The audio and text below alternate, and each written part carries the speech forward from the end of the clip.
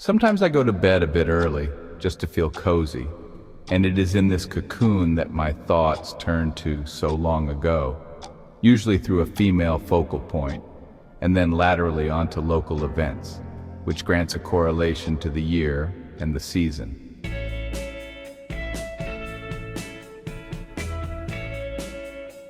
It was summer, 1959. I was 12 and a half, adrift in boyhood's time of June. The school year had ended a week ago. The whole of Oak Park, Forest Park, lay before me and my bicycle.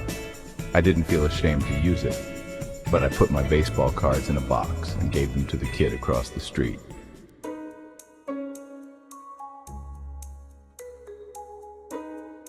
I walked down Winona Avenue a block and a half and then one avenue over via Garfield Street toward Ensweiler's store, my destination, located at the corner of Home Avenue, but at the last second headed over across Garfield to strike up a conversation with a girl who was standing at a railing and watching the Congress's expressway being built. "I'm friendly," I said to myself to ease my apprehension. There were clunking noises much further down, which had been drawing closer each day, from the large and long metal and linking pieces being driven down far into the ground by a pile driver, to form the basis for a retaining wall. Uh-oh, I thought. She might be young, if not just thin, but there was no turning back now.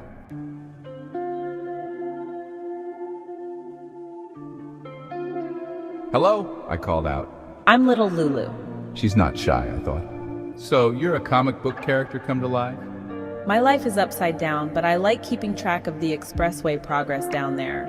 That's me, though I'm more serious than humorous, although at times comedic, but not on purpose.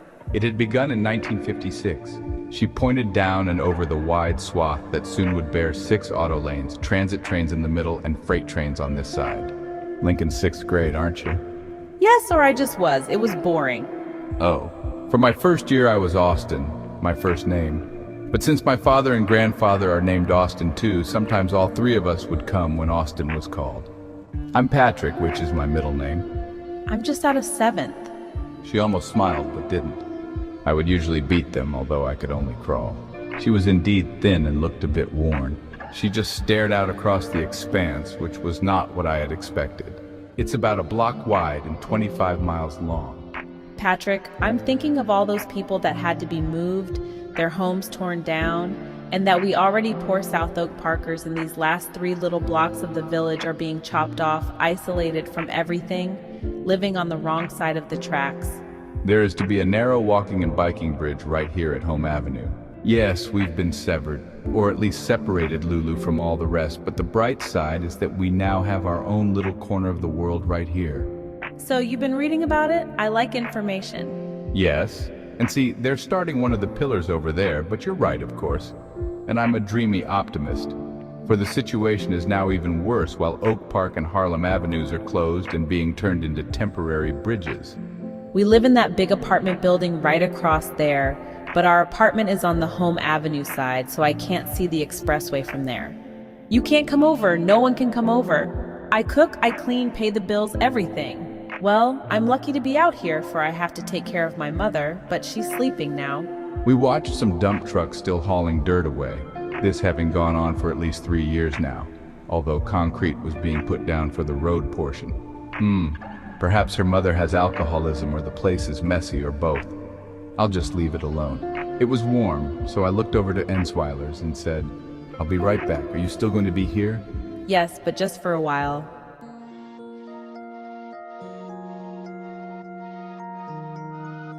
I returned with 2 orange double popsicles, giving one to her. She smiled, the first I'd noted, and happily took it. We then silently savored the ice particles being chipped away, the cascade of chill and flavor relieving our dry throats.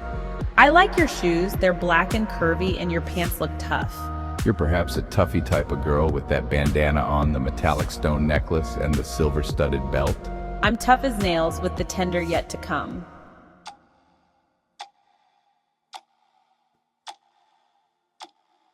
I feel down today. Stay and talk to me.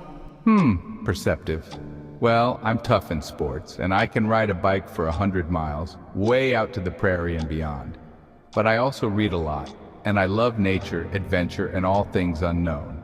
And so if that be a sweet spot for retreat, mystery, and enjoyment, then my toughness be its contrast but also its protector. She pondered this for a while, as if some heavy pour from a thunderous word storm had just fallen out of the sky onto her fragility, and then asked, as if I was suddenly the source of all knowledge. I like to know things too. How come we're so interested in that big long hole out there?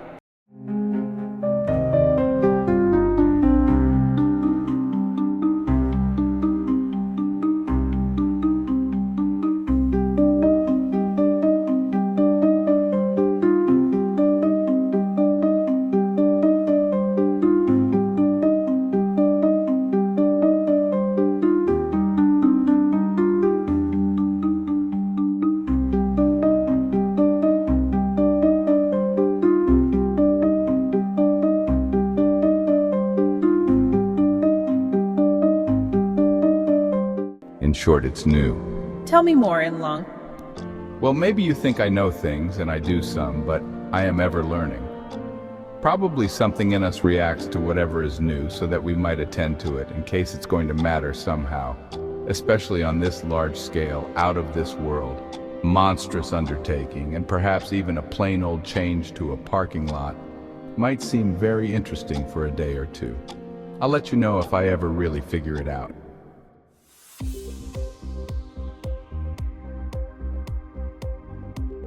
I'm listening, but what else about the expressway? Oak Park is not letting there be any exits totally within it for security, but just at the east and west ends, at Harlem Avenue and at Austin Boulevard, the last one being way down from here, at the border with Chicago. The ramp at East Avenue was even half done, but now there can't be one there. The reasoning also being that our two high schools are on East Avenue and don't need to have any more traffic. One is Fenwick, isn't it? A Catholic school just for boys? Yes. Boring, just boys.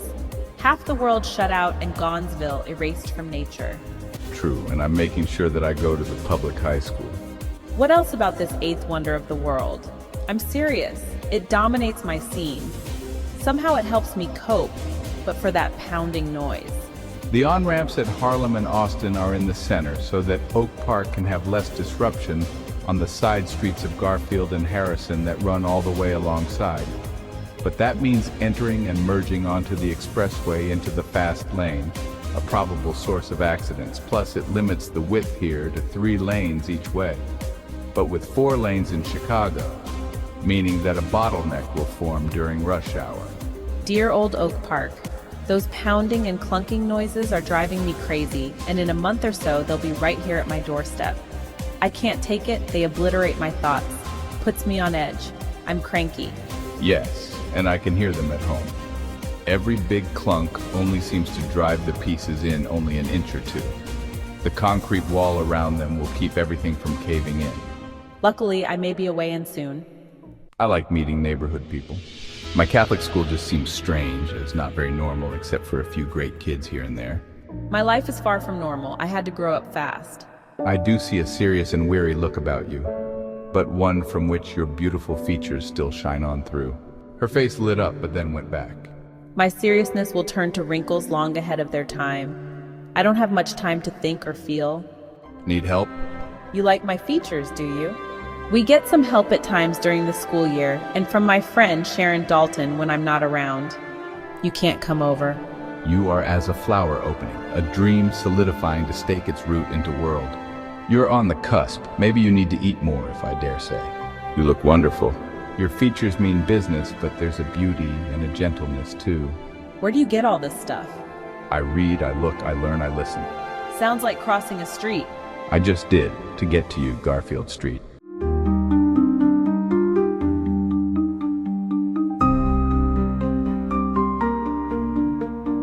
What kind of a name is that anyway? Our streets are named after the presidents. Didn't Garfield get shot? Great, yes. And Harrison across this big ditch? There were 2. One died of pneumonia after about 30 days in office, and the other was not very effective. Wonderful, 2 deadbeats for us. Are the streets in order? At first, yes, for a while, with some omissions, but they got mixed up around here. We are the oddballs.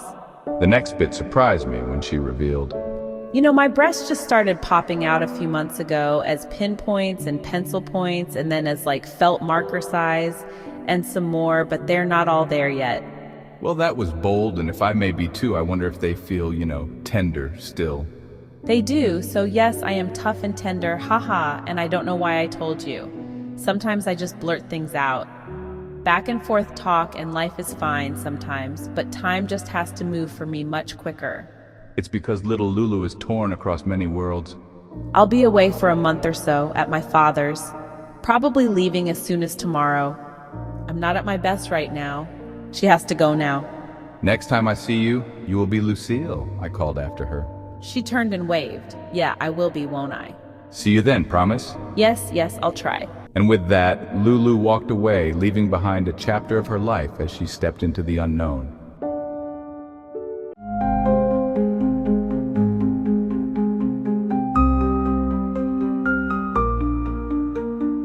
What a strange afternoon it had been, it going just like that. So brief and near mystical, yet holding the mysterious promise of the more enduring.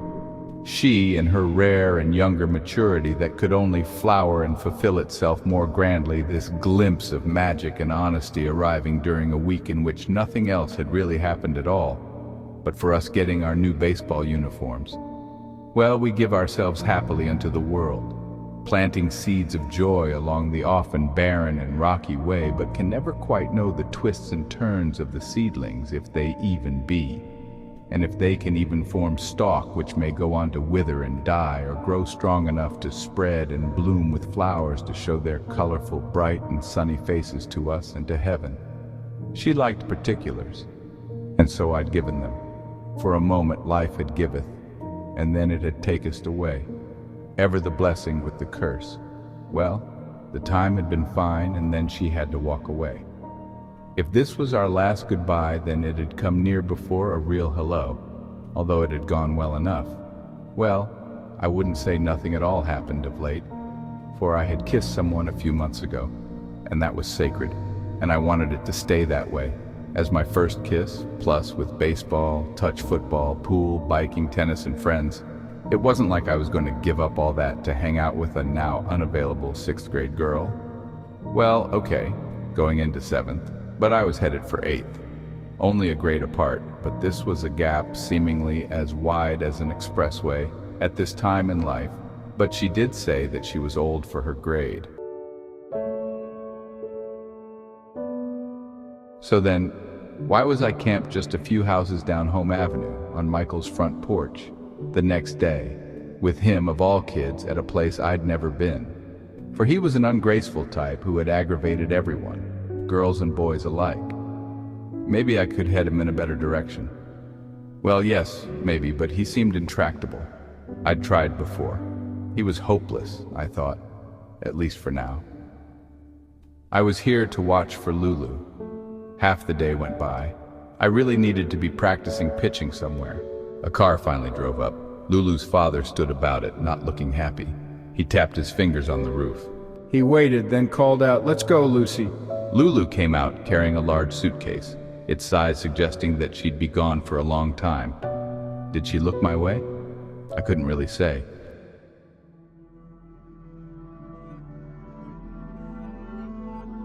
After baseball practice, I returned to our expressway perch and sat down to read a book, losing track of time. Nothing happened.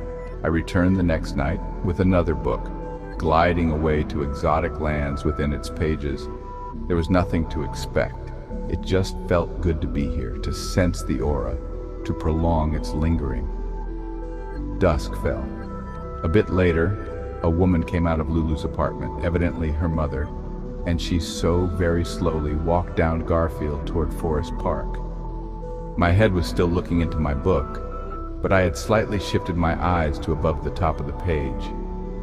I couldn't make out her features, though. I didn't have to follow her, for I'd seen her before, carrying a bottle home in a paper bag, bought in Forest Park near my St. Bernardine school. At Harlem Avenue, where there was a bar I'd seen her in, for we'd often gone bowling next door. Oak Park was dry, nowhere to buy a bottle, no bars at which to buy a drink. When she came back, I was gone.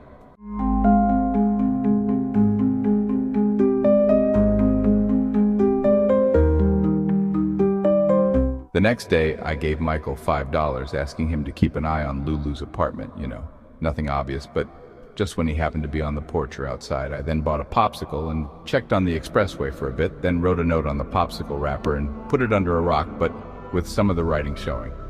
I'd probably have to restore it if it got too wet or faded. I often used this street, and so I could attend to this little hope. I felt silly. I didn't know what might become of what I was doing, but it felt good to be doing something.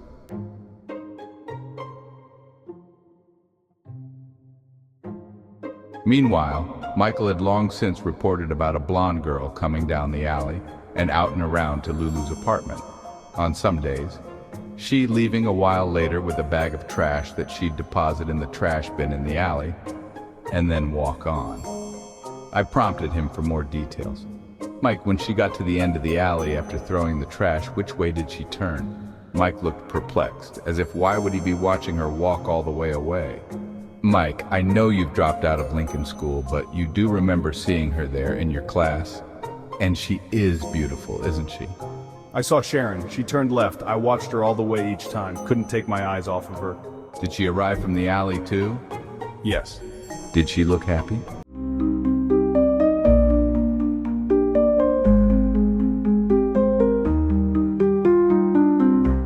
Huh? Yeah, she was prancing and maybe even singing. Do I get another $5? Yes and no, since I'm not rich, but here's another $3 for your trouble, and in case anything else comes up. So there it was, left. There was but an apartment building there, on Garfield and Kenilworth, then nothing but the new expressway dig. This girl had to be Sharon, she taking the shortest way around. If she lived further down, then she'd take Garfield all the way, for her arrival at least. I'd seen her at Carroll Playground, where we had softball games. There were not many things, events, or people that could escape my all-seeing eyes. My best friend, also named Patrick, had liked her, but had noted her youth, she thus having been classified as still being on the underside of that great divide known as puberty. Wait till he sees her now or in a few months. Her entrance had to be on Kenilworth, and so it was. For I looked, but didn't proceed. For it looked like Lulu had everything taken care of, for her mother. Plus, it wouldn't be right to befriend her friend before I knew Lulu better. There were limits to this game, but information was still info.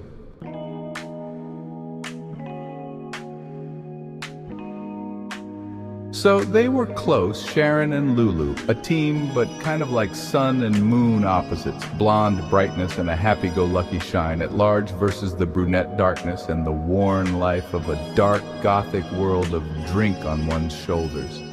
The boys would eventually all fall for Sharon on sight, yet Lulu was beautiful too, though more at first as an elfin waif, she more dwelling within, with deeper cares and thoughts, which would be perfect for one-on-one, which I was good at. What was I? I was sunshine too, true, but many lights shone for me, a wider view that went all ways, even with studying mixing with sports, but was ever a romantic overall. So I was the stars, the beautiful combination of light and dark, night and day, for the stars were suns. I was happy for them. What more could I do? I had not intruded, spied, yes, but just out of love, curiosity, and concern. Did I say love? No, it couldn't be. It was just the newness, like the expressway, but it was a rather large newness, just the same. Catchy music kept playing in my head. Since it wouldn't leave, I embraced it. I floated on its strains. It was her, yes. And then it came to be accompanied by Martin Denny's A Taste of Honey that Pat Hickey had played for me.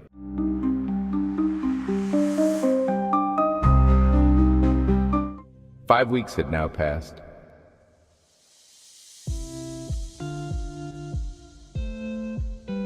We all been hanging out a lot with Judy, Vicky, Peggy, and some others from Maple Avenue.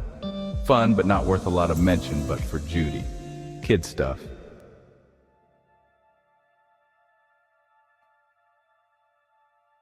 Michael had walked over to my house to give me an ambulance report. Lulu's mother had fallen outside, had been taken away, and then had been returned the next day.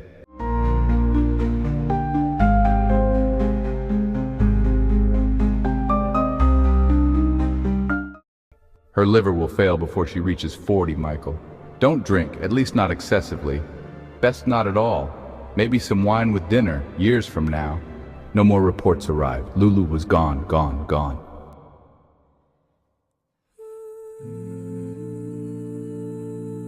August had begun a week ago. To me, this was the real midsummer's day. So, too, I was part of a team named Hickey and Torney, each of us called Pat. I had mentioned to him that I knew where Sharon Dalton lived, and that he might happen to be around there or look about Carroll Playground to get another updated opinion on her. He didn't seem ready to pursue this.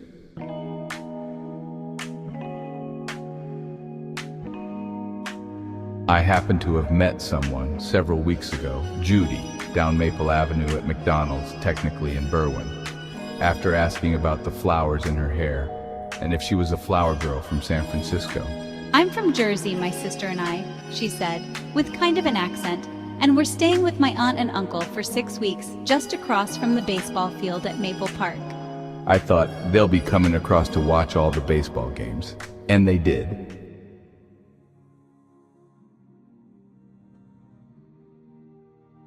Not that Judy wasn't pretty, for she was, but she seemed, well, ungrounded to me. Perhaps it was also that why should I begin a short summer thing and then just have it end? It was also that little comic book kid, Lulu, she at that rare and precious time of being on the verge of womanhood. But she was gone, wasn't she? And/or would have to eventually live with her father somewhere, probably. Judy had glued onto me, and I didn't know how it would play out, but this was life. Right, and summertime, in a youth that would never be so young again. I came to enjoy her company, although I couldn't really get into her Frank Zappa music, or her pot smoking, although I surely had more than a few, and had inhaled them too. Isn't it great, this stuff, she always said. I replied, yes, very relaxing, but I'm either too lazy to move or I'm turning into a stone monument. You're stoned, she laughed, and that would be a statue. Well, there was not any deep chemistry between us, but this is not to say that we didn't have some sweet and happy times in the land of eternal sunshine and moon glow. It just wasn't fully romantic, but to my relief, she let it be known early on that they didn't do any deeply sexual things back in Jersey, and so would not here either. I hadn't asked, but we had done some foreplay. Such things, though, didn't seem to apply to her 1 year younger sister, who, while a rather plump girl, seemed to want to do everything with every boy. Well, one was in vacation mode and the other wasn't. Well, aside from true romance, these freer attitudes were still surprising to me.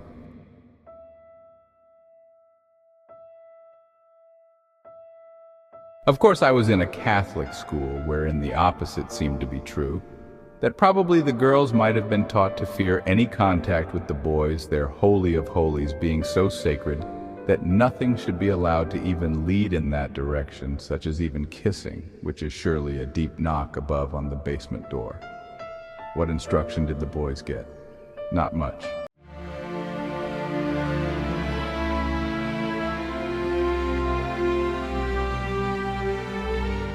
Lulu was right. I really wasn't very far ahead. The Catholics perhaps having retarded me, although I personally gave up the faith in 5th grade. Of course, boys and men can be aroused even by just looking or thinking, so it wasn't really that I was ever really heading toward the kind of chastity that many of the Catholic girls had developed. Still, I had been sheltered from one of human nature's finer expressions. We did see a movie of some stills in 6th grade showing a boy's thing squirting all over the place. Or that's how it seemed from so many droplets pictured. Way back in 1st grade at Ascension School, my only grade there, I sat across from a girl named Joanne, and one day I saw her dress rise up to show her thigh, and boy, I was in love and lust for a day. I then promptly forgot about females for the next 6 grades and a half, until falling in love with Sister Theophilia in 6th grade, until she quit and ran away with our young priest. I used to walk her home, which was about 10 feet to the convent. Love in 1st grade? Ridiculous. There was also a Jody, whom I walked home with, she revealing to me her butt once, but more interestingly led me to a freezer full of ice cream and popsicles in her basement. Now this to me was heaven. We were friends and had our pictures taken together, which shows that it happened, but I hardly remember any of it, but for the goodies in the freezer. My first day's report from Ascension, by the way, upon first seeing a Mother Superior, was that she called herself Mother Monkey. Well, back to the future.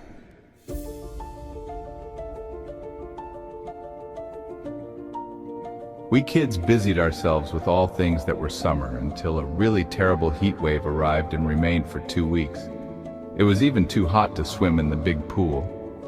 Some roads began to melt somewhat. Day games were canceled.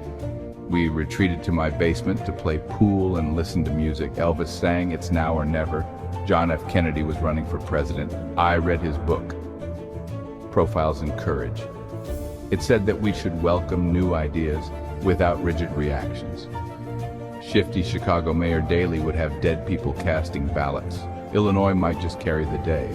A U-2 spy plane had been shot down. France had tested its first atomic bomb. The heat wave broke, the rains coming for a day and a night. I ran out into the downpour and around the block.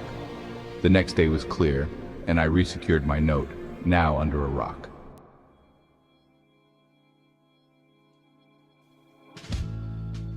A thought occurred to me. Lulu and her mother didn't even have a car, for her mother had walked slowly a long way that night to buy alcohol, or maybe it was that she wasn't supposed to drive. I stopped at Michael's and asked him, "Did you ever see that Lulu's mother had a car?" No, and there's no car ever parked there overnight. Is this important? No, I suppose not, but it means that they are poor. Have you seen her mother go out? Just to Ensweiler's. Came back with a big bag of stuff. You didn't tell me. I forgot. What about at night? I wasn't looking. Thanks, pal.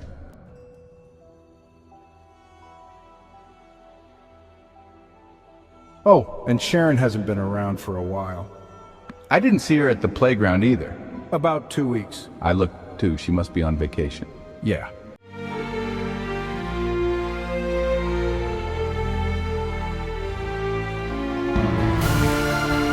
Hope she was at a lake or the ocean. The best. And, darn, I was planning to ask her if she'd talked with Lulu on the phone or had gotten a letter. You never give up, do you? The dauntless and the dreamers never do. Which one are you? I am both. One goes with the other.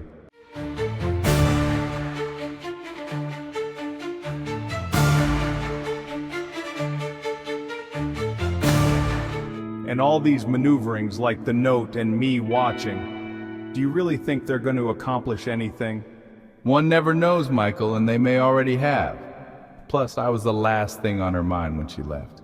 And when she got where she was going, you may have become the really last thing on her mind, as in forgotten maybe, everything there being different, freer, and better. No, there were certain somethings going on as we talked to each other. How come? Okay then, tomorrow will be the day or soon thereafter. We are down toward the last few weeks of summer. Yes, the time is nigh. You know, Pat, you're my first real friend. See, something was accomplished. He smiled, and I shook his hand. He had become calmer, too. Well, the summer had flown by, and now it was near mid-August. It really looked like Lulu was gone forever, despite Michael's optimism, and mine, a goner indeed. She of my dearest glimmer of only one day's meeting that had lasted only about 20 minutes. Judy would soon be leaving, but thank God, I'm just too nice sometimes. I went to sleep early, for there was a big game tomorrow, but I dreamt of her. She was walking through a field of sunflowers, which to me were like stars come down to earth, and then she passed into waves of wheat and corn, the wheat waving in the winds, the corn ripening, she wearing a flowing dress, smiling, happy, and restored from worries.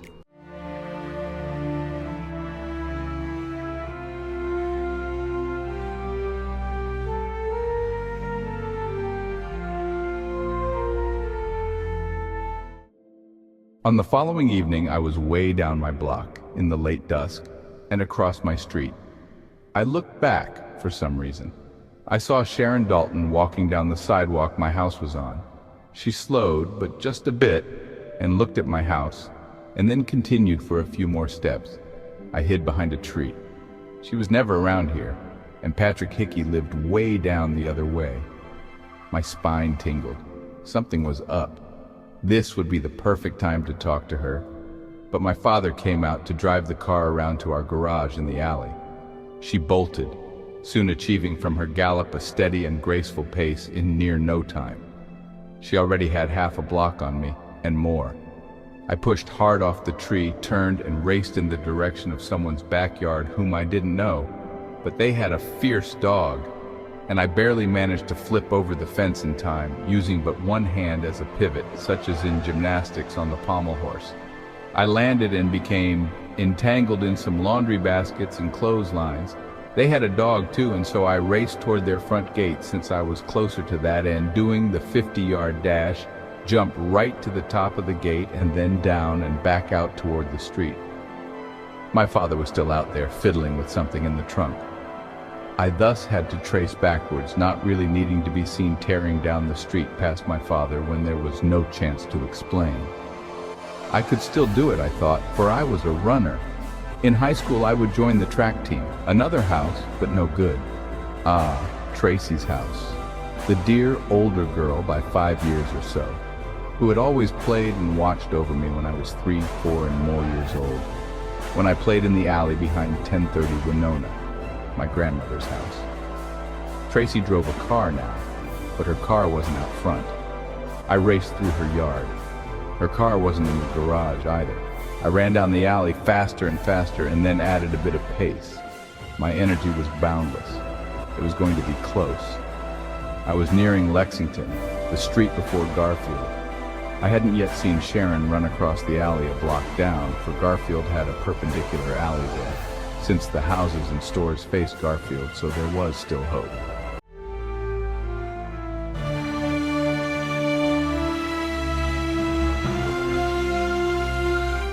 Always note what you don't see, in addition to what you do, like the dog in Watson Sherlock Tales that didn't bark in the night, and yet I knew she would take the alley instead of Garfield, so she had a gain on me there. However, I happened to have my sneakers on. I turned right on Lexington, taking what would be a more diagonal path overall, for Sharon had gone all the way down Winona, as I'd noted after nearly going to the dogs, so I soon quickly turned left on Home Avenue, and called in my reserves a bit early, at least for a quarter-mile race. It would help if she had slowed to a trot or a walk, which she probably did, or if I could get close enough to call or wave to her, yet I was still too far away for that. If there had been a truck going by, I would have jumped onto the back of it. A blonde streak crossed Home Avenue and then slowed down, she soon to be heading past the trash bins. I yelled and waved. No effect. Curse you, stars. I should have run past my father. There was still a chance she might just walk slow now, as out of breath. Plus, she was now in familiar territory, or maybe have to fumble with the key and the lock, or wait for a buzz at her front door that I knew the whereabouts of. I found a second wind, and then a third one, from love's energy unspent, and entered the trash bin alley just as she had slowly rounded left and onto the sidewalk of Kenilworth. An unheard-of fourth wind sped me along. I jumped a small hedge and cut across the grass, buying many precious seconds. I could see the lobby now. The inner lobby door had just swung closed. There was still a chance. I literally fell into the lobby and knocked hard on the locked inner door. She would hear it if she was going up the stairs or waiting for an elevator. The knock had gone unheeded. I knocked again. Nothing. I sat on the floor, exhausted, leaning against the wall. It was like that after races. You just had to get through it, and you knew you would, so there was no need to give in to a panic feeling. I looked at the list of names and their buttons across. There it was, first floor, the first one on the left. I was practically right next to her, but I was too late, and this was not really the best place to be lying around. I dragged myself up and out, somehow, which was difficult, for one did not have to do this right after races had ended. It was late. The stars had come out, so clear and bright.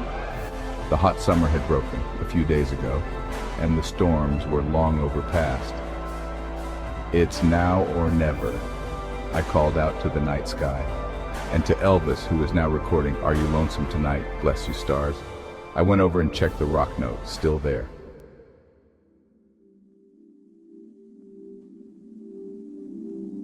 I talked to Michael. Nothing. He had been sitting out on his porch all day reading a book that I had given him. He assured me that there had been no arrivals and that Sharon was back and had made her rounds that day. I liked the book of poems you gave me and the mystery detective book, too. I've learned a lot from both.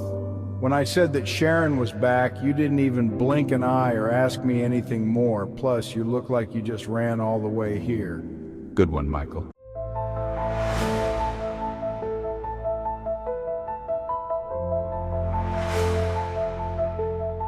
She was walking down my street, passing my house and looking around there. But she ran off when my father came out to the car. I gave chase, but she beat me to her home. She beat you. I've got to hear this one. And I've got it to tell it. It's just that I'm still a bit out of breath. Let me have a seat. I'm tired. I'll tell it from the beginning. It only ended a few minutes ago. Then we can discuss the books. What a story. Of gigantic wild wolf dogs getting cloths lined and near choked to death. The race of a lifetime, a 6-foot hedge-high jump, and a flying fairy.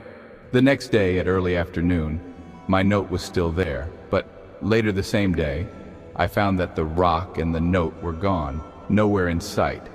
So I put another, waited around a while, and then went home. I thought of ringing at Sharon's, but for sure I would the next day. I could go and ask Lulu's mother, but no one was supposed to go there. Well, I didn't need to take that chance just yet. Michael came over after dinner. He had waited a while to come and tell me that Lulu was back. I didn't feel like walking over, plus I had to eat dinner.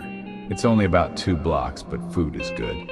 Well, I figured she had to unpack and everything. She got here late afternoon. Good thinking, Mike. You did well, but the duty is over now.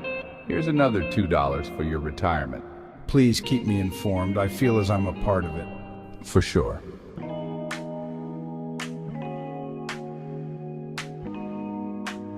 I checked the note early the next day, and the note was gone again, with another in its place, in an envelope, which said, "Just got back late yesterday. Had to unpack and readjust. Lucky us, my father's taking his new girlfriend on vacation, so I get some summer after all. My mother and I have been at my aunt's most of today, not too far away. It's a homecoming party for me. Then I'm taking a nap. I'm coming to you tonight at 10:29 Winona. I don't know when, probably late evening. Be on the front screen porch or outside. Sharon scoped it out for me. I am new on top of new, signed, The Boss."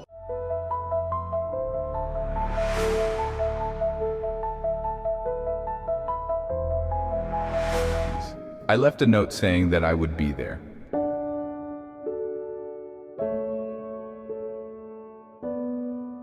Well, my family spent a lot of time on the porch, and I slept out there or camped in the yard all summer. Evening came and my parents were still on the porch, along with my brothers and our dog.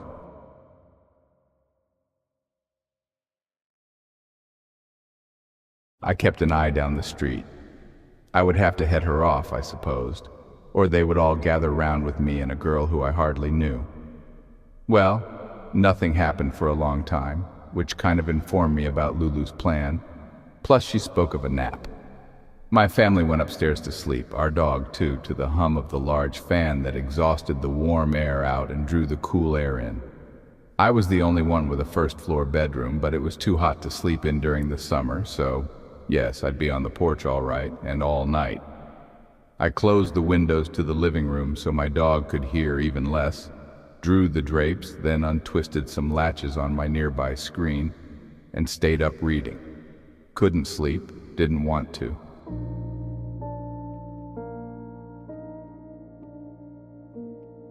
The street grew quiet. Magic descended was in the air. Night had taken hold. The evergreens just in front of the porch swayed a bit in the wind. I peered out the front. No sights, no sidewalk sounds.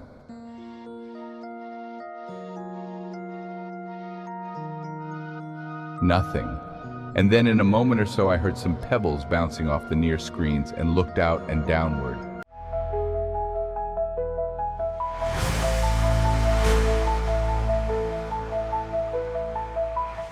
There she was, happily smiling.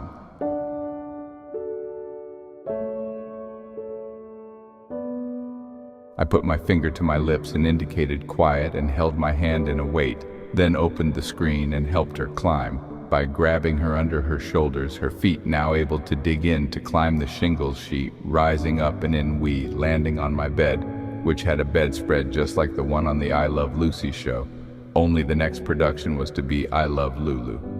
We embraced and then kissed and then more and more. Hello again, Lou.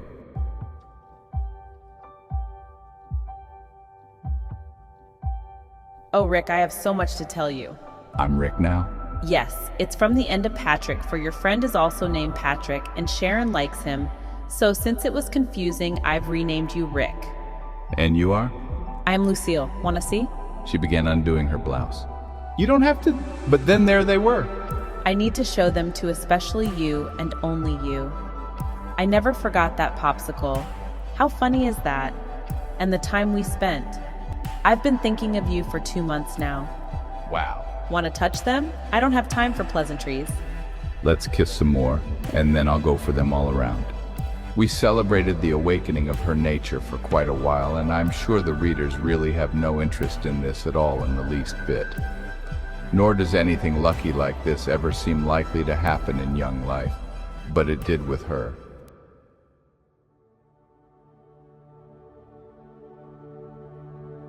I was at my father's place, Rick, in the middle of frickin' Iowa with horses, cattle, and chickens on a farm run by my grandfather. I read a lot of books, even studied alcoholism, dove into love stories, and more in my spare time.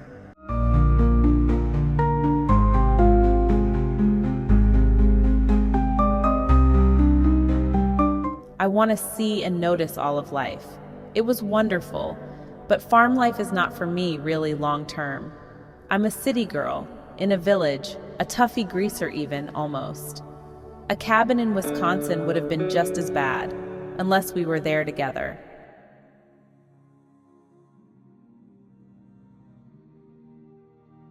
Where are you supposed to be right now? My mother conked out anyway. It has to open next year, someone said. They have big lights down there now, so they can work at night, watching the expressway. Hips, curves, legs, everything, everywhere. You've blossomed in all places. Wow, look at you! You cared about me, Rick, in my awkling, ducking, moody stage, and I just had my first period that day. But how did you know that I kept on caring? Yes, but you were well on your way, and I do like awkling in place of ugly. And it even rhymes with duckling. Okay, you didn't feel well, I remember. Why would you look under a rock every day for 2 months? Your mother saw me? She did, and my aunt. I had hoped so, as part of my plan. And sometimes you were over there. And that mean old Michael Burrell always looking around? So, he didn't just look from his porch. He's not so mean anymore. I'm helping him get along in life. Well, yes, but early on, he put a chair way out on his lawn and stared straight at my apartment all day long, reading books. Well, he was a bit too dutiful in doing that. And your friend, Pat Hickey, has been talking with Sharon at Carroll Playground after the games for the last 2 nights, but way across, in the shadows of Lincoln. Well, he didn't tell me, but I sent him on that quest a while ago, since he said he liked her a long time ago, but, 6th grade and all that. Girls are about a year ahead of boys, well, most of them, especially those who still bring a frog in their pocket to school. Plus, I was born in December, although I still have an extra year of schooling and being out and about. And I plead guilty to spying on all counts. The gap has been closed. Okay, we're even, Steven. In Iowa. I'm only a few weeks younger than you, if that. I was too thin, too. Stress slowed me down. I read about it. And I'm January. I read a ton of books on that farm, from the classics to romances and mysteries galore. And you're not that far ahead. You had to grow up quicker too, Rick.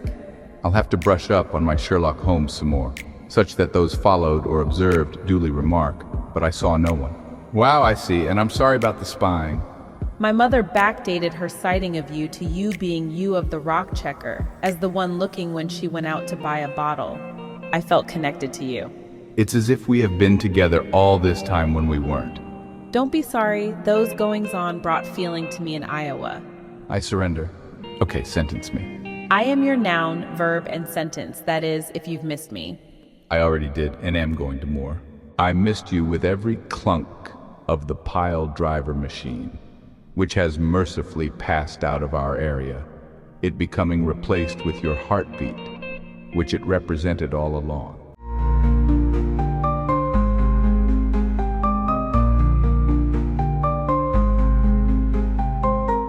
You sometimes speak like some kind of poet or as beyond your years. That's what a girl likes to hear. Then I leave it there until perhaps late evening, turning into a sportsman in between. It makes the school day fly by. It all comes to rest behind my ears. I read, I learn from those beyond in years, and I like to write. I'm not beyond any years, but behind, as you say, if it must be one or the other. Sharon cased your house the other day. She saw the porch, and then your father came out and she got so spooked that she ran all the way home. I saw. I tried to catch up with her.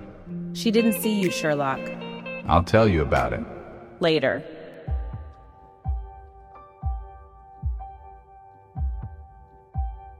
I'm carrying out your sentence now, Rick. There went my night clothes that I had partially put back on. Well, Lucille, you're leaps and bounds ahead of me. But you're a great student. And I really didn't know anything much about this either. Because you only just read about it or saw it on a farm. Right you are, Sherlock, on both. See? I'll make a good detective yet. I love the breezes out here. Wish I could sleep over. You will. We'll figure a way. I'm already on it. Rick, tell me more about the goddamn expressway. We're on it in the fast lane, speeding along, daring to be ticketed. Yeah, all the lightnings of the world can't keep up. That's a good one. More? The heavens explode and rain their blessings down. Keep going. The soft, sweet liquids grow the plants, nature's promise of the toil from the soil. You're a wildflower, all right. I'm the wildest, a once thriving weed transformed to flowerdom. I am Lucille, no more Lulu. And no more Lucy. Hey, I thought I saw you when my father picked me up. You did. I wanted to be around the glowing aura of our meeting place. It felt so good. A future was unfolding before my eyes, which is what I told myself later. We looked straight at and into each other after a while, didn't we? We did. I saw the rarest of concoctions, one mixed by the gods. Ha, they're playing with fire. I've been hoping so much that I've been planning and dreaming of this kind of get-together for a week. Sometimes things work out perfectly. I am Lucille, and I am yours, and you are mine. The Everly Brothers just put out an album with a song, Lucille, on it, about doing or not your daddy's will. I had to, and I'll have to, I suppose. Now really about the expressway.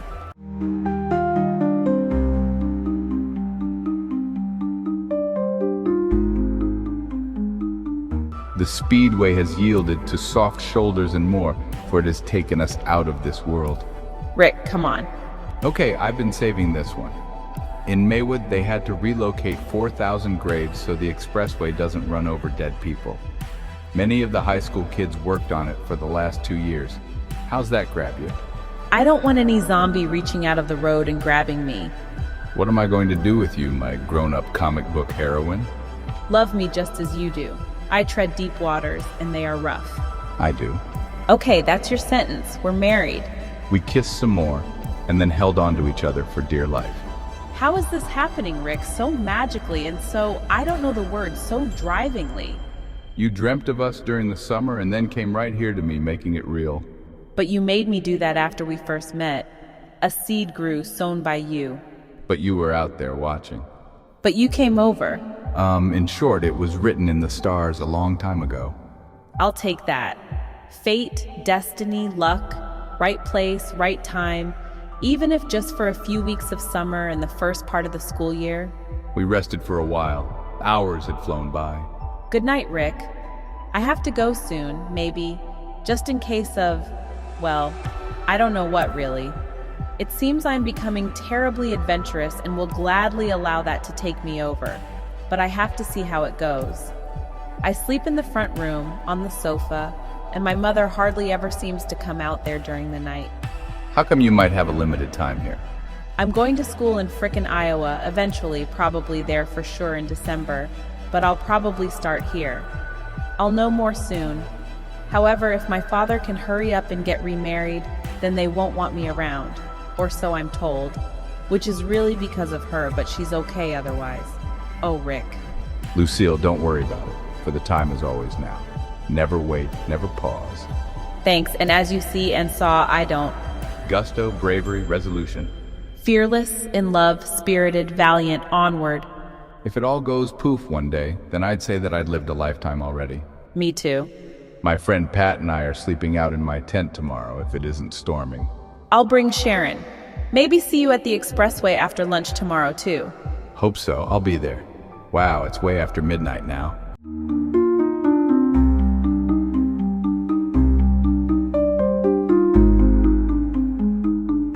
Lucille clambered out the window, whispering. My mother had better be sound asleep and not having had to get up to go to the bathroom to deposit the drinks that she rents, as in one end and then out the other. You put pillows and things under your blanket to make it look like you were sound asleep on the sofa. Yes, I did. Don't you know me? Always have a backup plan. Walk with the wind and move with the water. Rick, I'm wearing black and they'll say, but I saw no one. Take the alleys.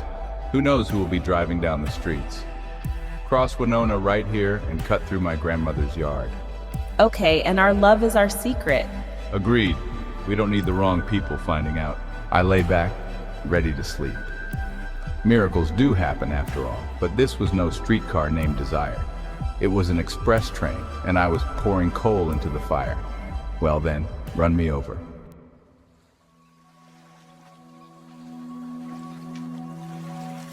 I found her the next day, out watching the progress of the expressway just after lunchtime. Still on for tonight?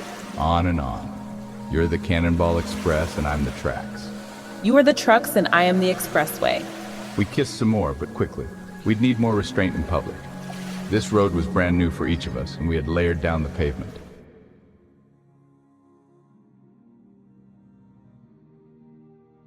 I'm a new woman from the last time we were here. Yes, you've been farmed and have grown into the vision I'd reckoned you would. Nature's promise came through for you in America's heartland. You are feeling your oats. So me. They fed me well on the farm. So you're a student of human nature, Rick, noting the goings-on of all ages? I'm a student of Shakespeare who is a student of human nature. I read his love sonnets. Uh-oh. Yeah, you're in for it. And I'm asking for it. Look, Rick, the freight trains are running. Guess they didn't need that much to get on their wheels. Yeah, and the transit lines are being tested. Harlem Avenue has a buoyed bridge, as from before, but now the ramps are going down from it, on both sides in the middle as planned. Oak Park Avenue is still closed. We're cut off. We live on a land island. How will we survive on this isle? I like being alone together, Rick. Suddenly we have an inner world as large as a universe. We're fast! We'll last. To the moon, Lucille. And around other worlds, Rick? So here we are at the railing again. This expressway project took more effort than building the darn pyramids, didn't it? I'd say so.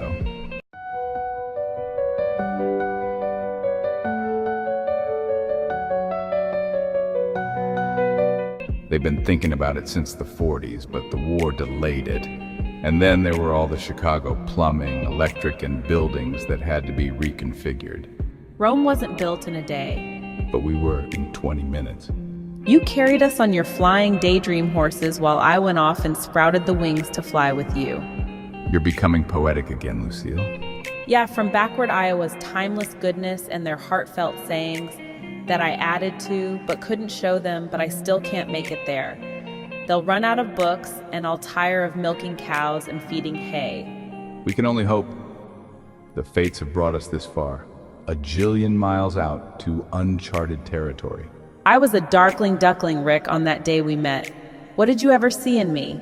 I saw love, daring, promise, adventure, maturity, romance, fine talk, seeking, wishing, hope, a spirit that could not be quenched even by a rough life, and beauty, a glow behind the darkness ready to burst forth into the light. You can see through murky shadows and wearied eyes? Yes, but it was really your father who saved the day and watered you, my summer flower. He got you away from the misery for a while and you perked up. You're right, for he told me that. He's a good man. The worst he ever does is to get a little impatient. And of course, he's been through a lot with my mother.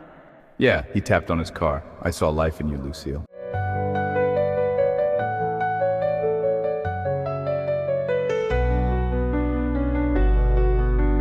I borrowed your life for a while to rekindle my own, the open Iowa fields of sunshine doing the rest. I needed that.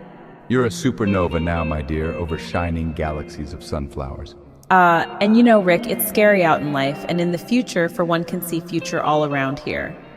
Not to be dismal or to get too deep, but look at the families around here, and on your street too. They have lots of kids, have to commute to jobs and work all day, and then get home tired and have to worry about all kinds of things. Many of them ending up either blanked out or crabby. I like deep, but yes, it's often enough of blackness, as you say, although there are some happy families, and you and I both have empathy and feeling for all that goes on. I can see into the deepest dark. I've always been able to. Sometimes it's like a plague, though, for I see, sense, and feel all the suffering that goes on for mankind. But the happiness, too, thankfully. I have this feeling that a kind of automatic behavior just takes people over and then they go on its own autopilot, they having to fall and follow their thoughts. It's as if I've discovered some terrible but necessary secret of the universe's workings, but people just doing any old random thing out of the blue would be worse, wouldn't it? My mother does the robot thing. She gets counseling but just ignores it. It's a disease, you know. Perhaps some cannot learn, which is a pity, as this is a state of doom from which there is no return. For it's learning that enlarges the range of choices that, well, the brain still serves up. But at least the results can then carry one further than if there was no learning. Of course, that's if you have the inclination to learn in the first place. The whole smash is kind of insidious. Got a book on this? I'll have it in the tent tonight.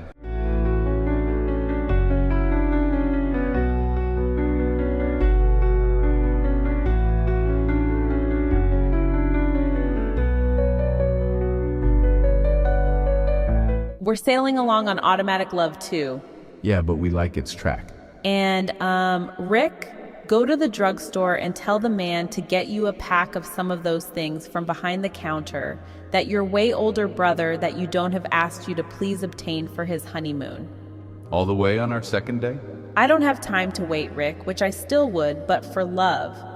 I have to live months in a day and a year in a week, and so do you. We're a rare conjunction, and at a time in life when we are relatively free from what chores will fall in the future.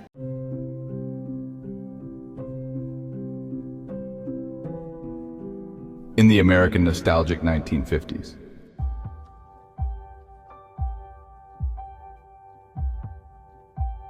Lou, you're schooling in Iowa. Yes, most likely, if I may predict at some point. My mother's been very ill. I just found out. A kind of nurse in training from the neighborhood is already there and will look after her from time to time. And Sharon will too. My mom will get better, and my stepmother-to-be won't want me there after she marries my father. We have 2 weeks and more in paradise. We're building a love pyramid unto the heavens. I've heard of soldiers going off to war. I'm going to study and do well. I'm free at last for now, and my father's going to let me take a bus back here sometimes. In the meanwhile, to visit Mom, and thereby you. Your father wouldn't approve of you seeing a boy, would he?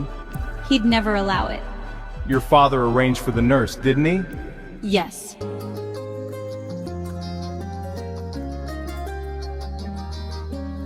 Want to go to the Big Forest Park swimming pool? I'll ask your mother. So you'll just go and ask her, just like that? Yes, and maybe she could come outside so I needn't go into the forbidden zone. I'll see if she's in any kind of shape and get my suit.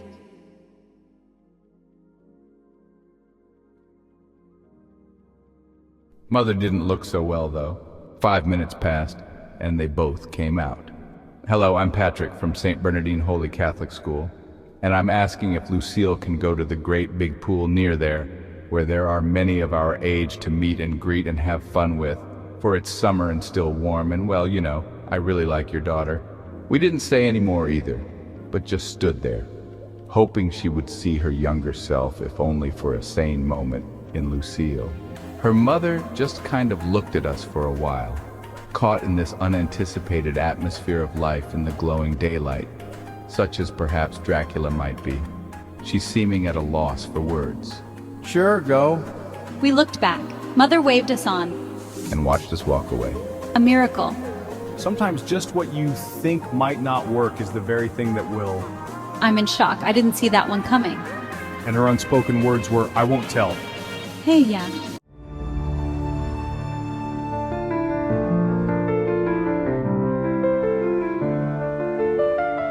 Plus, she could hardly say no once she was on the spot like that.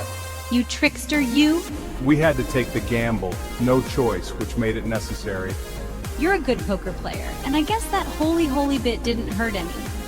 She's slowing dying, Lucille, and that's at best. I also needed to have a look at her, The nurse doesn't let her drink or hide anything around the place. but she takes liver pills, so there's hope. Yeah, I know deep down. I didn't want to tell you. I've already made my peace with it. We have each other always.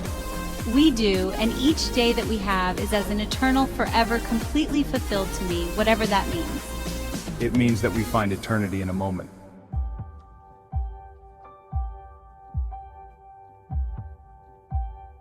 I'm ready for tonight, Rick. I have the things. Is your body ready? Rick, I made it ready in Iowa all by myself. After swimming, we went for a Green River soda at the fountain in the back of the drugstore. We sat on stools, pondering the night to come, when heaven and earth would move, drenching us in its age-old aqua vita. We were frontier adventurers, jumping off the cliff into deep waters, flying through the air in our free-fall plunge, into nature's abyss of love and sensation. We took our time getting home, but she made it home for dinner, or rather to make dinner. I was not dizzy, but I was so lifted, high above myself, and that was near dizzying. Love had conquered gravity. I ran toward home, flying, floating, then running faster, doing the quarter mile again, intoxicated by love, raptured right out of this bluish-green sphere, and probably even poking my head up into heaven. After dinner, I took a little nap. The whirlwind was about to become a tornado.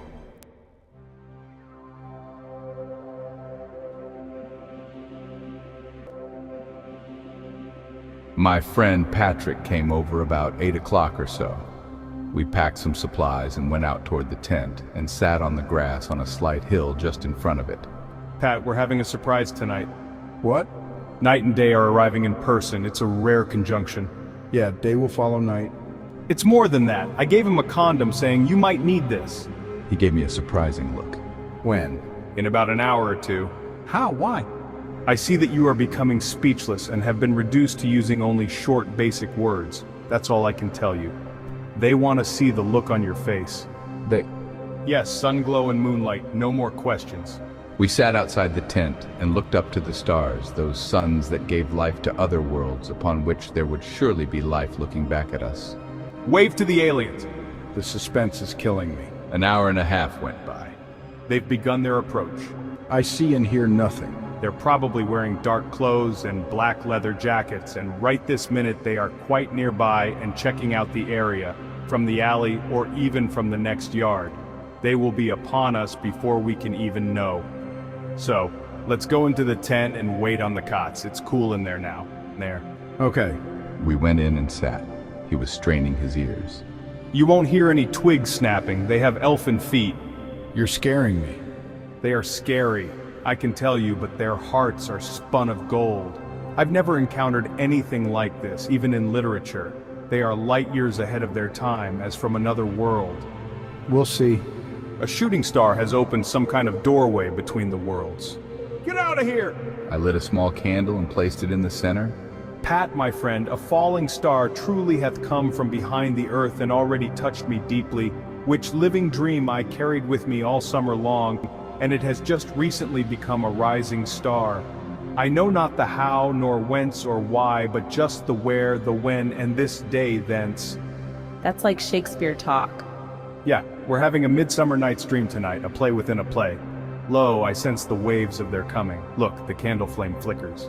He looked down for but a second, but in that time the soft screen doors had parted from their slight overlap, and there stood nature's angels, light and dark, like ninjas or fairies in the garden of good and evil.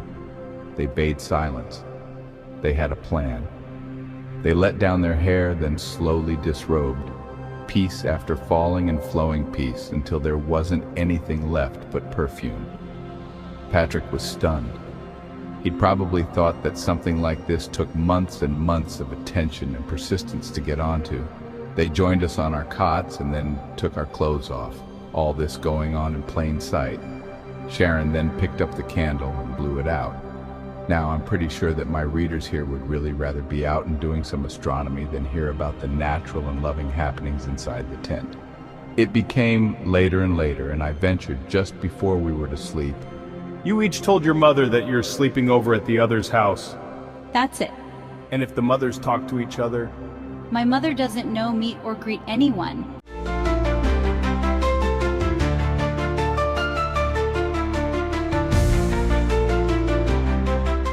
Her liver has been acting up for a while now, hasn't it? That's what they told her. She told them she was a dyer, not a liver. We went to sleep. Comets and meteors crisscrossed the night sky, and they were soon mirrored in the stillness and peacefulness of our sleeping beings. We got up at 7 a.m. and headed out for breakfast in Berwyn, it being just across Roosevelt Road, the Lincoln Highway which went to Iowa. It was Saturday. Few would be up and about yet, so we were invisible, even in daylight. Then we all went home and finished our sleeps. Later in the day, we walked the length of the Oak Park section of the expressway along Garfield Street, all the way down to Austin Boulevard.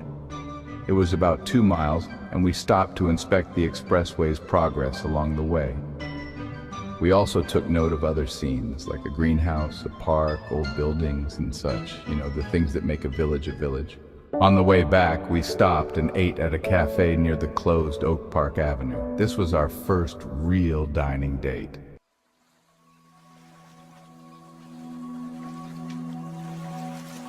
Remember, the big train gate here and at the lesser crossing avenues at every street actually, where there were those little gates run by someone in a small hut. Yeah, it was along 2 or 3 years ago. We're so ancient now. Very old. Aren't you supposed to be at a baseball game? As an outfielder, one has to try to get a jump on any balls coming out that way, gauging the direction by the swing and how the contact's made, then gauge the intensity and the type of the hit by the sound of the crack of the bat, which comes a split second later. And I got Dennis Hickey to play center field for me on those days when not pitching. He's really good now, and he'll love the chance to play a wide-ranging area. I'll pitch in a few days, and also if we make it to the finals. We've already been seeded into the championship tournament. And our new backup pitcher needs work too. Yes, but I'm having Jeff pitch for me today, and there are plenty of off days now these days for him to rest his arm. Wow, see you on your screen porch tonight? You bet. My brother was still out on the porch, but soon went up to sleep.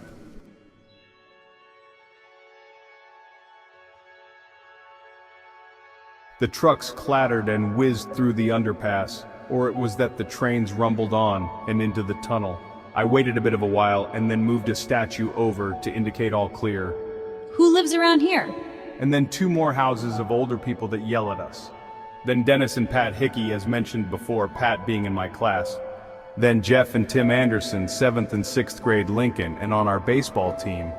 Then who knows who. Then a red-headed Sharon, 5th grade Lincoln. Then I don't know for 2 houses, for they never come out. Then old Ilka, a crab. Then the Nelsons, they having older kids by about 1 year and 2. Jimmy and Ann, the father being a John Birch Society political nut. Then my house. Then the older Dolores woman and her mother, and Charlene Faust also being there, the sister of Betty Crosley, and in my class, but not an attraction to me. Then the Crosleys, a bunch going to the dogs via a beer drinker father. Then Mr. and Mrs. Stennell, he sometimes taking our football if it goes into his yard, keeping it for a while. Then 2 houses of older people. Then Father Sinkovich and his really thin daughter, 5th grade Lincoln, referring to the grade just gotten out of, she telling us that they had come from Transylvania. Well, starting down on the corner on this side, there are the Fowles, many of them and somewhat chubby, their oldest boy usually out in the yard heaving a brick to see how far it will go.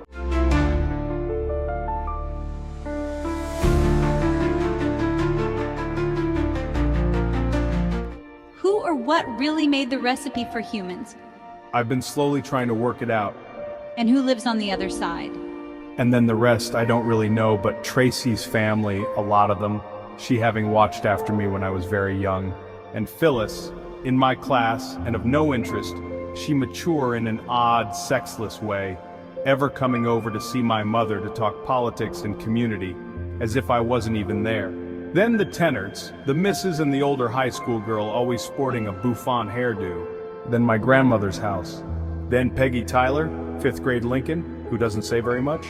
Then who knows for a bit. Then the Carahars, a big bunch attending my school, Billy being an alternate on our team, Bobby a friend of my brother Jim, then Janice Sigardo, 5th grade Lincoln, and then some blanks. Then the Kennedys with young kids. Crossing the street we have the Walshes, a lot of them. Christine being in my class and of no interest to me. Pat often playing with my brother Mike. Bobby being on our team at second base. Their father being the biggest crab for miles around. Who or what made the tiger, the lion, and humans to be just as they are? If I knew that, I'd know a heck of a lot toward everything, but I've been reading on evolution. What do you see deep in the darkness? I see that time has been very long and that space is so very large. So we are time and space as of it. And dust. What dust? Hi dust, stardust. Hello, Star.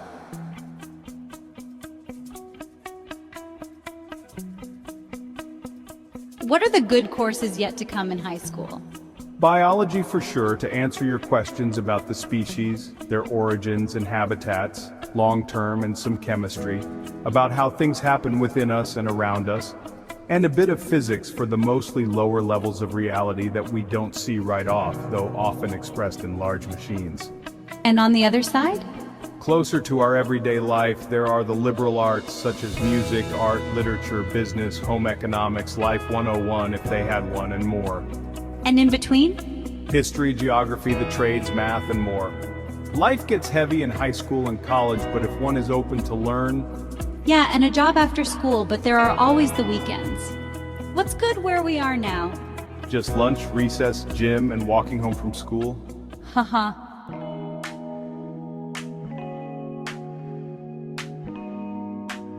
On the next day, we saw 2 movies then played in the pool hall, Lucille fitting right in there.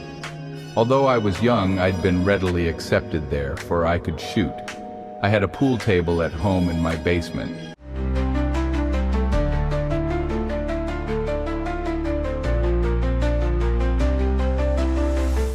On another day, we rode our bikes to River Forest and back, looking at the mansions, a new location for us both. We had lunch and ice cream. I had taken a big advance on my allowance. My parents hadn't asked what it was for, just saying, "Enjoy." I had never expected to be on a honeymoon so young. It was as if there was a full moon and a high tide every day with bigger and bigger waves rolling in, as perhaps from a hurricane way out on the ocean of impossible dreams.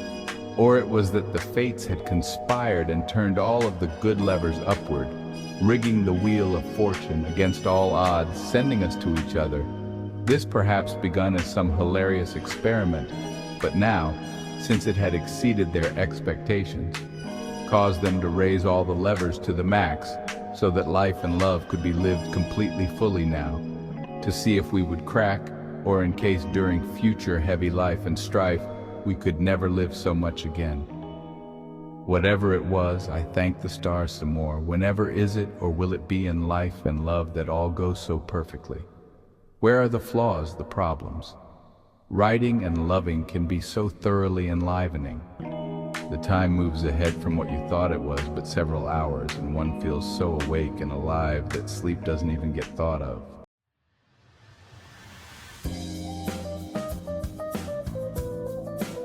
We took the new transit line to downtown Chicago and walked all around.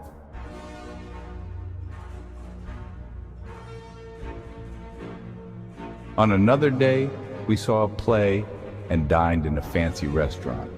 Yes, we were the youngest there, living an eternity in a moment.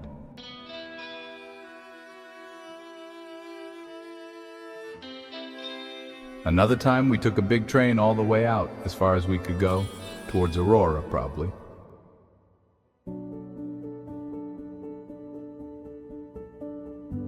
In between, and especially at night, we nested on the porch or in the tent, secure in the larger remnant of Oak Park lopped off.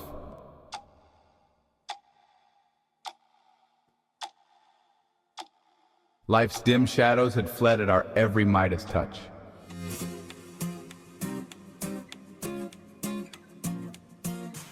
Hello, baseball.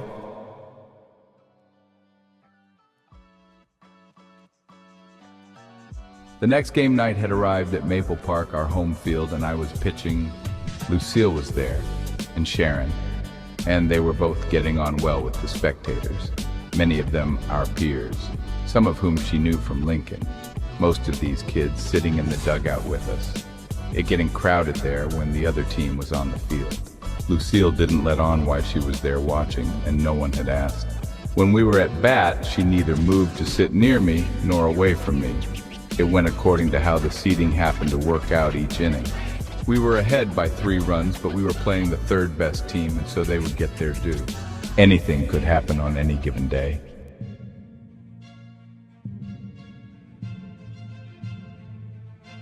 They were now up in the top of the last inning.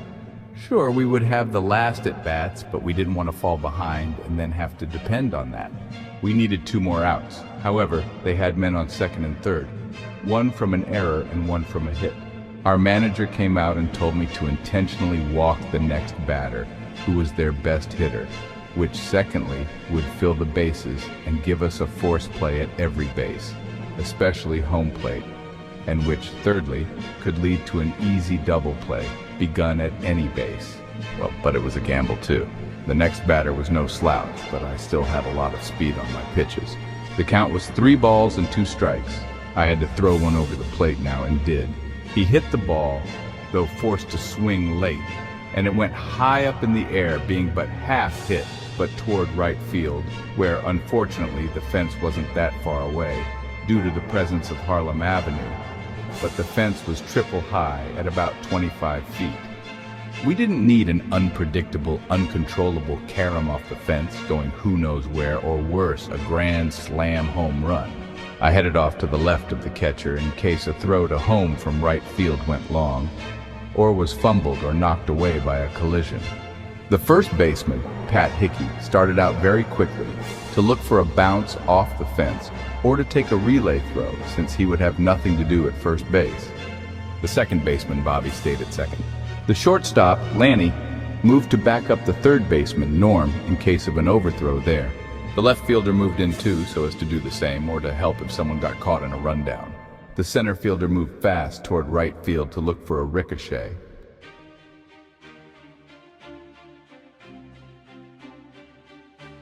It was a really lazy fly ball, but deep, and darned if Dennis Hickey didn't climb up the fence for a few feet, stick up his glove up and catch the ball, which threw him off balance. He then fell to the ground hard and held on to the ball but didn't get up.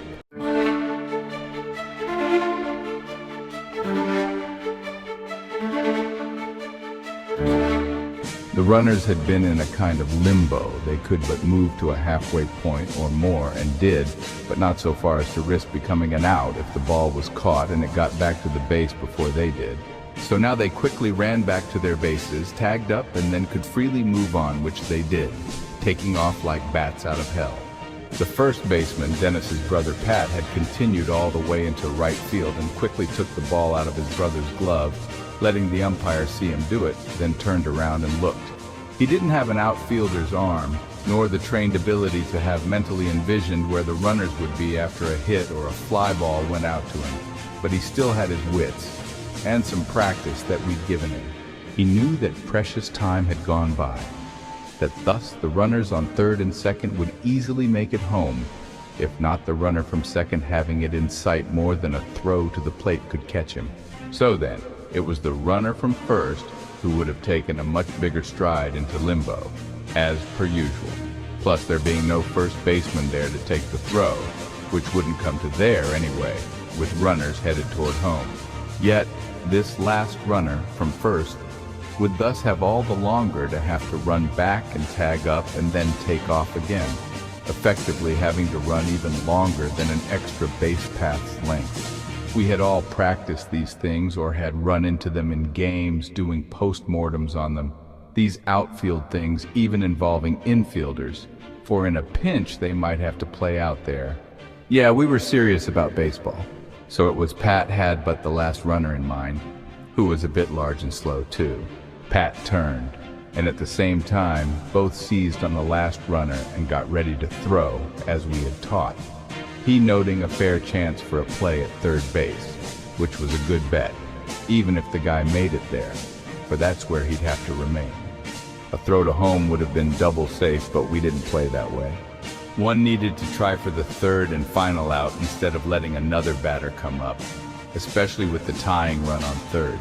He unleashed the throw of his life, a line drive kind of throw, for there was no time to go to a cutoff man or bounce it in. It was a bit high and a bit toward the home plate side, though, and Norm Nielsen, the third baseman, jumped up, but couldn't reach it. However, recall that the shortstop, who happened to be his brother, Lanny Nielsen, had run behind him to back up third. In fact, he was out near the street as far as he could be, up against a car. Darned if Lanny didn't jump high and catch the ball, coming down and bouncing off the side of the hood of the car, but not falling. The runner heading toward third had slid into the base, his coach having instructed him to. Now he had half slowly gotten up and was quickly heading toward home, having seen the throw go past. His coach tried to call him back, but it was just a little too late. Lanny didn't have a clear sight on home plate. A small tree and the edge of the batting cage were in the way. Meanwhile, I had run all the way around the catcher, now to his right side, the first base side. Lanny had taken a step out. He couldn't throw through a metal cage, but maybe he could throw it just under the tree branches, but to whom? He must have spotted me when he had stepped out. He threw low, a bouncer. He had to. It just missed the tree trunk and I eyed it all the way. The bounce was true. I flipped the ball to the catcher, Tim Anderson, who caught it and held firm in his place. There was a big collision. Tim was thrown back, falling into the dirt. The ball stayed in his mitt, plus he'd had his other hand over it. He didn't move right away. The game was over. We didn't need our last at-bats.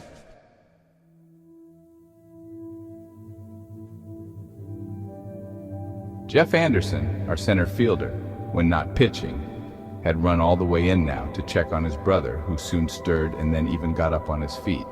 Dennis was still down, out in right field. We all grew quiet and started out there. Dennis moved a bit, with Pat still checking him over. Dennis began to stand up and did, looking a bit foggy.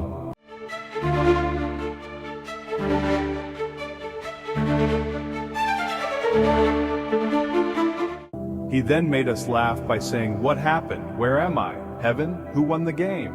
He seemed okay. We headed back. The other team applauded Dennis, then even came and walked back with us most of the way, even past their own dugout. Lanny came limping over, his brother Norm helping him. There was a lot of excited talk for a long time, such as about playing on crutches, then most of them melted away toward home or said they were going to McDonald's. Pat and Sharon walked home with Dennis in the middle, they keeping an eye on him. Tim and Jeff followed just behind. Our manager, Lanny's and Norm's father, drove them straight home so they could check out Lanny. There were but two of us left, one in each dim corner of the dugout. We could barely see each other. In the American nostalgic 1950s, I walked over. "Hello, sweetheart." What an ending, Lucille remarked. Many games have a lot of action, and sometimes even miracles on top of miracles, but never anything quite like this, with 3 players getting knocked around on the same play. I'm going to miracle on top of you right now. Here? Where? Out there to the right of right field under that big tree near the bench. That's the lover's bench. How appropriate. Of course you know that I'm all sweaty.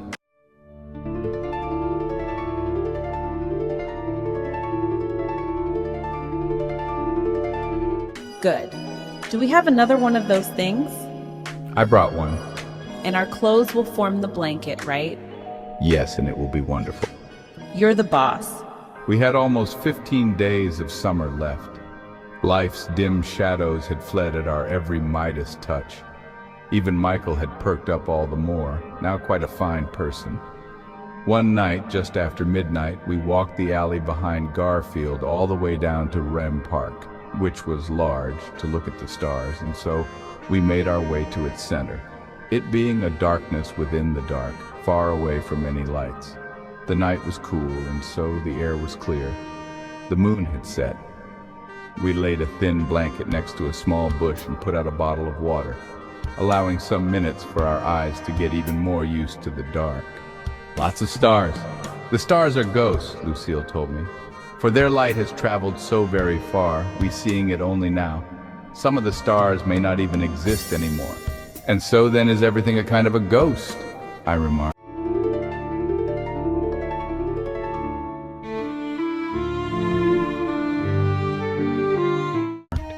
But the stars are more so. You studied them in Iowa. Yes, and I learned all their names and the constellations they're in. She proceeded to name them all. That's more than I knew. We forget about the stars living near the city. Yeah, but for the bright ones, which are not stars but planets. I thought and studied a bit about what you said of time, space, dust, and our origins, and I came up with something. It's deep. Teep me. They've been growing old all this time and dying in order to make us young. Some of them began forming just after the beginning, like in a few million years after. They are our ancestors. Yes, as our ancient mother and father. What else? They are not just white. See, there's a blue one and a green one. And a red one and an orange one. Night's rainbow. Good stuff. Oh, a meteor.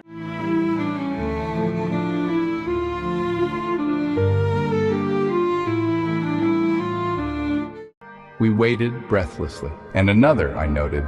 There were no more. She turned to half lay on my chest for a while, and then focused intently through the bush. So I looked too.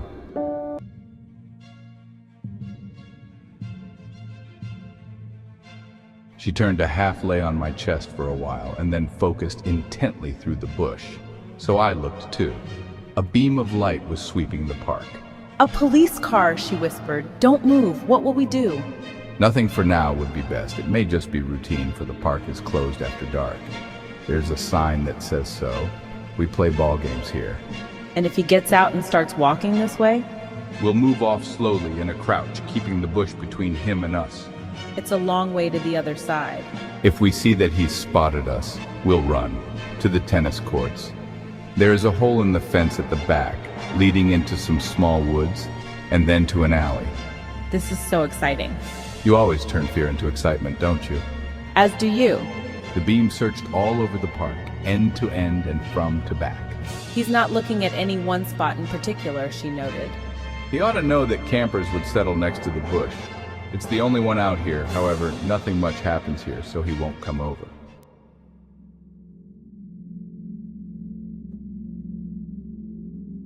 The light soon went off and we could see his car pull away.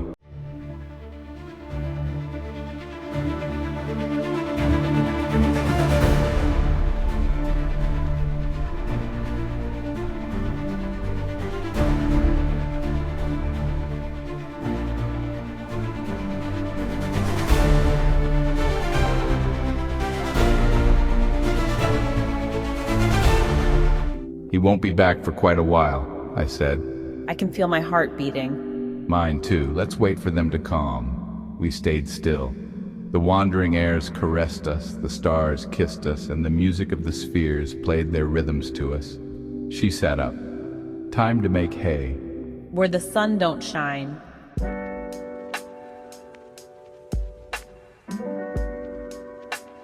All good things like summer must ever draw to an end, but not yet. Meanwhile, nothing else mattered. We ran through the sunflowers, and they bowed their heads to us. The marigold spoke to us, telling us that we were as free as ever now. Would we, like they often did, last through the cold and the dark, and well into the life's final frost? What whims of fate had thrown in their lot in us? What the coincidence? Why the jeweled gem of a star that shone on us? Wherefrom sprung this perfection? Where were the wishes unread, the dreams unrealized? The time had flown by. We had but 2 summer days left, this day Lucille having to attend to her mother, leaving us with but 1 precious day to come.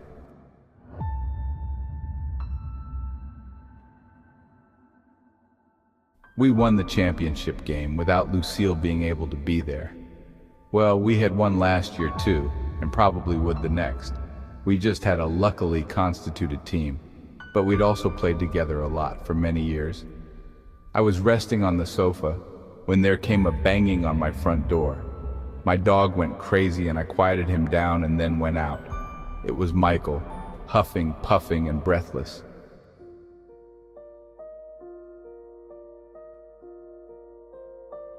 She's dead. Who? Lulu's mother just died, pronounced dead on the scene. You don't have to pay me. I was coming home and caught the middle of it. Maybe it happened an hour or more ago. I put my arm around Michael, and then he unexpectedly hugged me and cried. He was really growing up, passing out of a stage. I cried too. It took a while for us to compose ourselves. Thanks, Mike. It doesn't bode well, does it? Now your dear little Lulu will never be able to come back since she's still way too young. She'll have to live with her father and her stepmother to be, and he won't want any part of what was sad for him back here, nor any relatives on her mother's side of the family reminding him of... Michael couldn't go on. He had just broken down.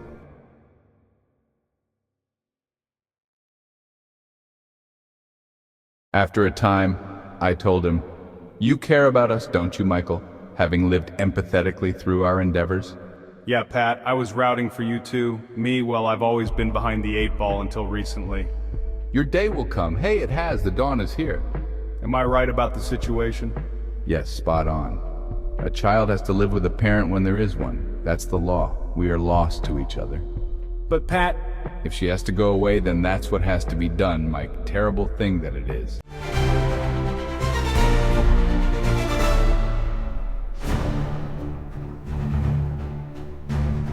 She could run away from home.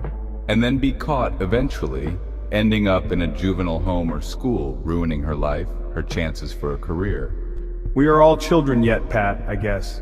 I'm so sorry that I was mean to little Lulu at school. There are stages that we pass through, Mike. Sometimes they take us over for a while. We are the great sum of all the fears and hopes that made our mixture, good or bad, over eons of wiles, ever versus the strife. I'm gonna read and learn things like, you know. Right on, Michael, my friend. Right on, I'll walk back with you.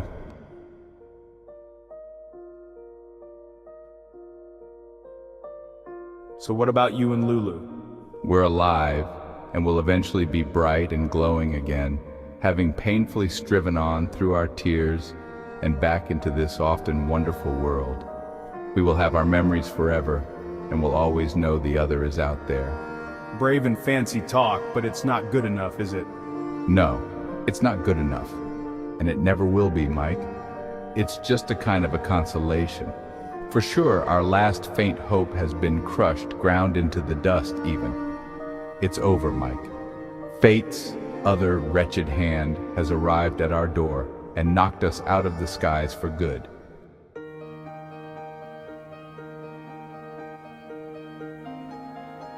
Life goes on?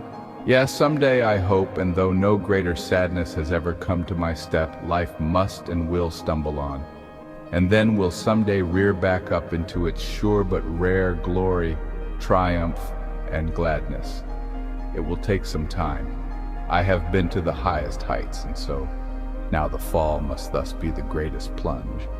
It hasn't all hit me yet. I'm just trying to think while I still can. She will wait for you and you for her, like in a fairy tale. Lulu would want us to live fully, even all the while as this new and larger expressway blocks and severs us from each other for a very long time, if not forever.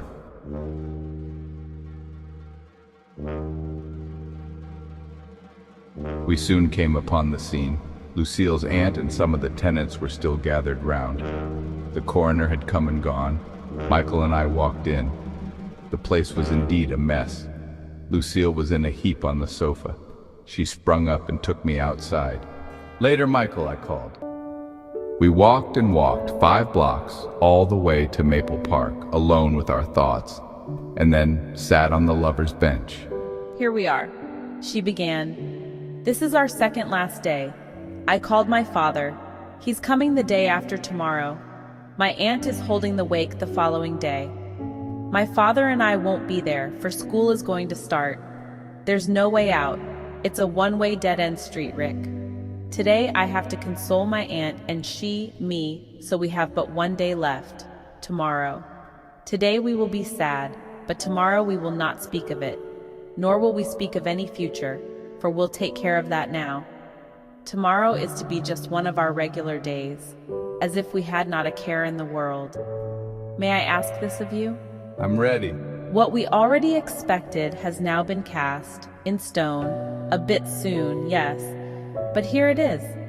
I really have to live with my father. I told him on the phone that a boy liked me, and he said that we were much too young, which I suppose we are as far as the world goes, and that I have to look forward, because I probably won't be coming back to live with my aunt or any such thing. Plus, all boys are out, done, finished. As I thought but didn't want to think. We really pulled a fast one on this old world, didn't we, Rick?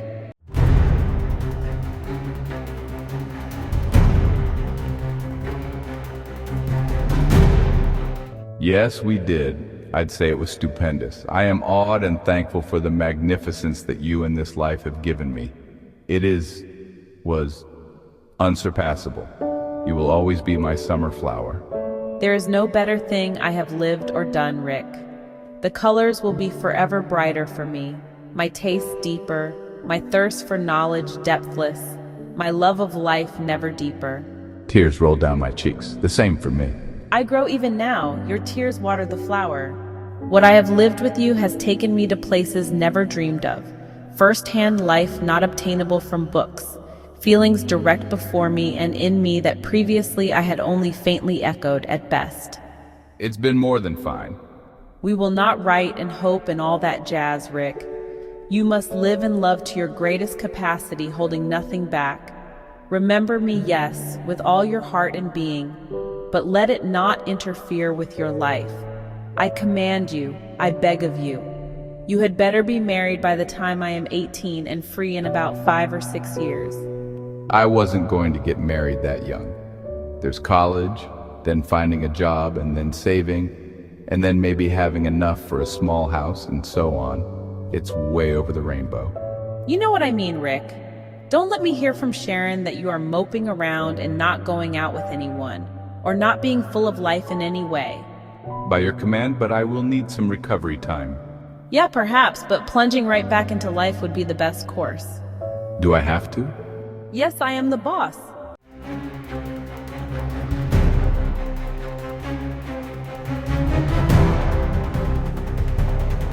You always were, and I loved it. My pleasure is your pleasure. You must live too, Lucille, or I'll go there and shoot you.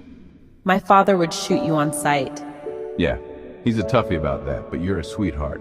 You better come up with a sweetheart now and then. Sharon will be spying on you. She's getting along with your best friend very well, you know. You must go on some double dates to prove yourself.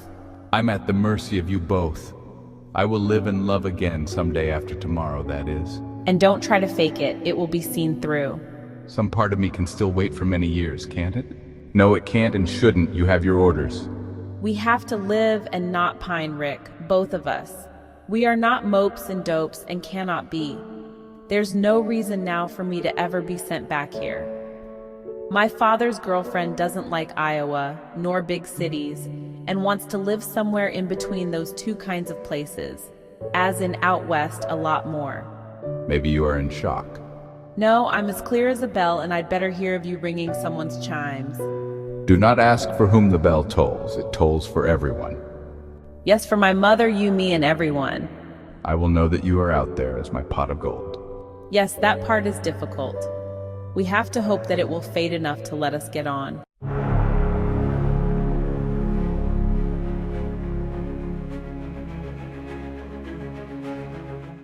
You know that it won't.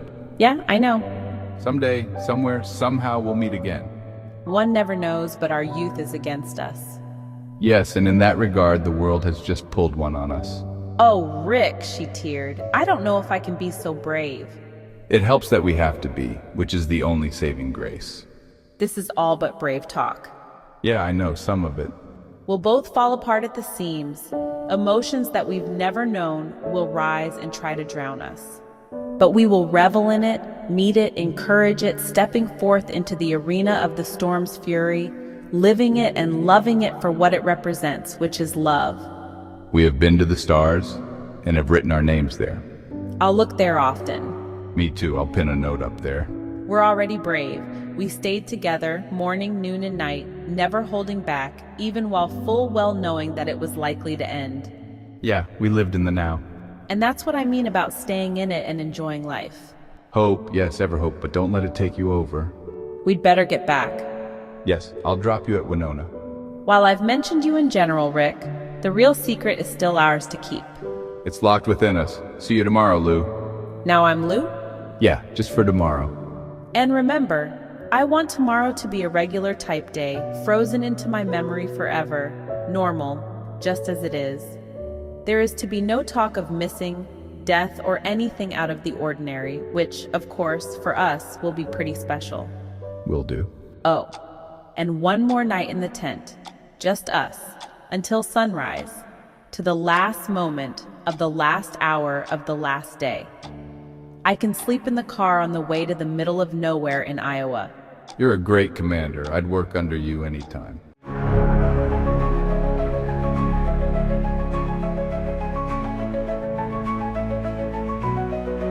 She saluted and marched off toward her home on Home Avenue, where the dark angel of death had just visited, tumbling and shattering our last tottering pyramid of hope into fragments. Mike was still there. Lulu gave him a hug. He'd been forgiven. He'd just run back to tell me this. The next day and night were ours to know, with none of it to ever be told. The final events etched into time's grand clock that moves the universe along, bit by bit, through all the infinite but small parentheses that make up eternity. I couldn't be there when she was going to be picked up by her father, lest her father obtain an inkling of our seriousness. But several days later, I went over to our favorite expressway viewing point.